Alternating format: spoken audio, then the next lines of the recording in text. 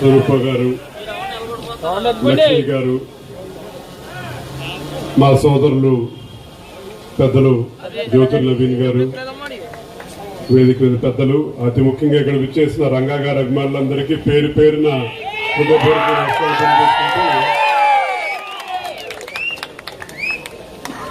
ప్రజల కోసం పోరాడితే ప్రజలు గుండెల్లో పెట్టుకుని ఎలా చూసుకుంటారో చాటు చెప్పి ప్రతి ఒక్క గ్రామంలో ఆయన అభిమానించే ప్రతి ఒక్కళ్ళు మా ఊర్లో విగ్రహం పెట్టాలని చెప్పని ఒక ఆశతోటి ఒక అభిమానంతో వాళ్ళ విగ్రహం చక్కగా ఏర్పాటు చేశారు. రామకృష్ణ గారికి, కమిటీ సభ్యులందరికీ ధన్యవాదాలు తెలియజేసుకుంటా ఉన్నాను. ప్రతి ఒక్కరు ఒక కులంలో పుడతాం. ఆ కులం ఒక బలం.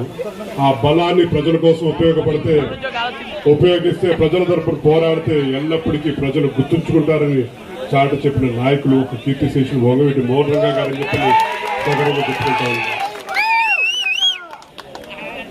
ఏ నాయకుడు కేవలం ఒక కులంతో పూర్తిగా ఎవరు రాజకీయం చేయలేరు.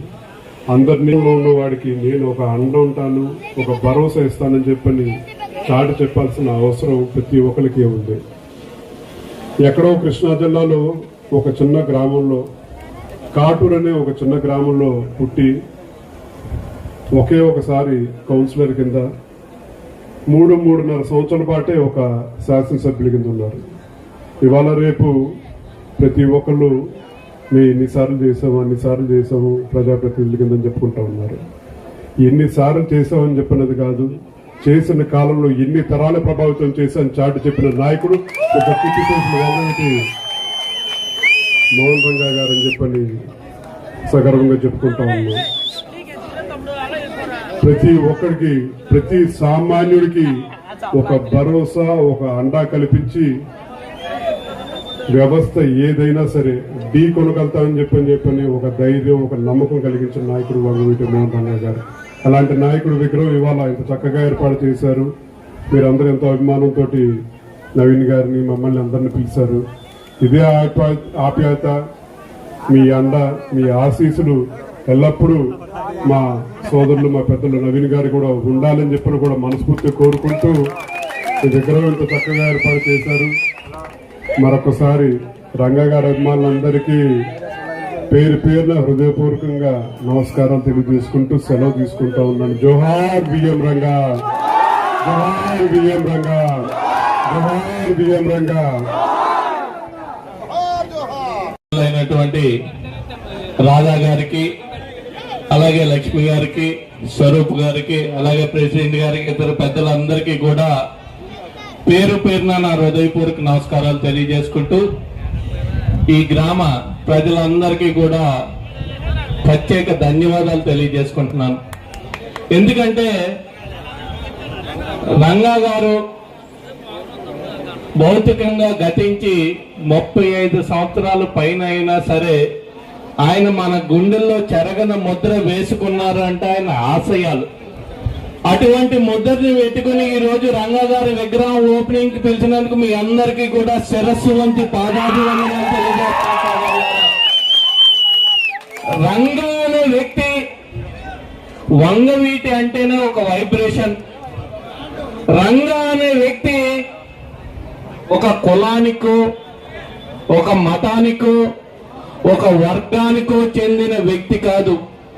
బడుగు బలహీన వర్గాల ఆశాజ్యోతి ఎవరైనా ఉన్నారు అంటే వంగవీటి మోహన్ రంగా.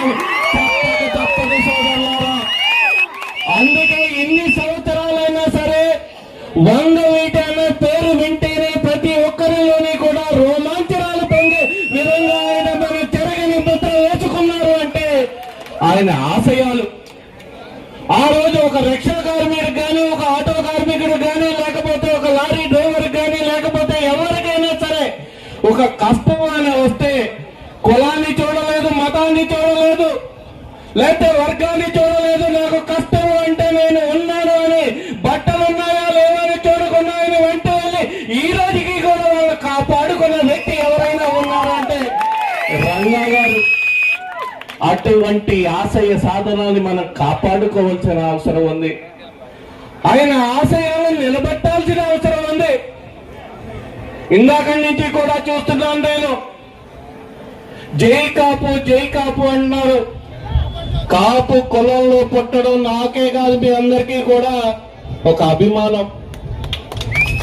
కాపు కులంలో పుట్టామని ఒక గర్వం. కాపు కులంలో పుట్టిన వ్యక్తి ఎవరిని కూడా లెక్క చేయడు. ఎందుకంటే ఏదైనా మాట అన్నాడు అంటే ఆ మాట మీద నిలబడే వర్గం కానీ మనమందరూ కూడా ఇంత ఆలోచించుకోవాల్సిన ఆవశ్యకత ఎంతైనా ఉంది సోదరులారా.